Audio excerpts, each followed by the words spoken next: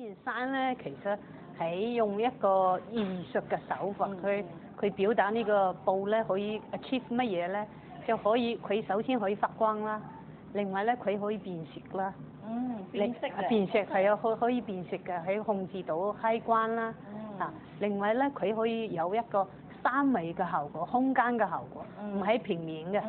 所以而家嘅嗰啲好似你做嘅屏幕顯示咧 display 咧，全部係平面嘅。而家呢個咧係你要乜嘢形狀都可以。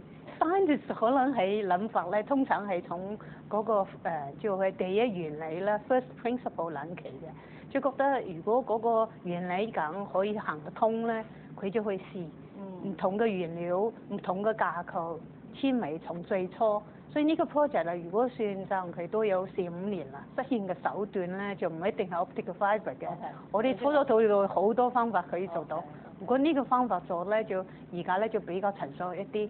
所以我哋而家做大批量嗰啲比較，好似呢件衫可能要幾十米布嘅，咁樣用其他方法咧就做唔到。呢個工序都幾複雜，係從最初做纖維啦，做成紗線啦。做布啦，然後處理啦，然後coupling 啦，做成衫，可能前後有10幾個工序嘅。件衫咧個布咧又係一個 fully computerized 嘅機器啊，就全部係電腦控制嘅，用咗一個可以互動嘅原料。因為通常一件衫做出嚟或者一塊布個顏色唔可以變嘅，又唔可以發光嘅。而家咧呢個就係第一步啦，可以發到光。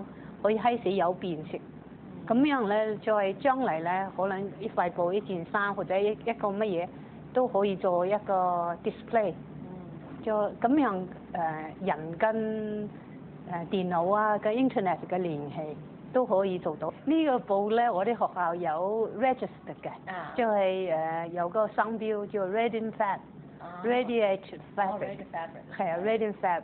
個咧就係一個 LED 啦。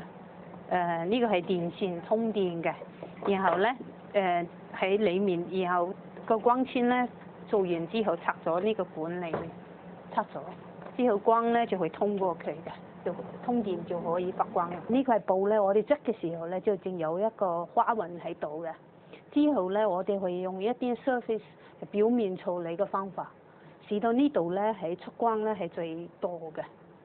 呢個係用一個比較 high tech 嘅computer aided 嘅 laser processing 做嘅，所以咁樣做出嚟咧就可以好精確嘅地方喺邊度可以要有乜嘢發幾多光咧都可以控制到。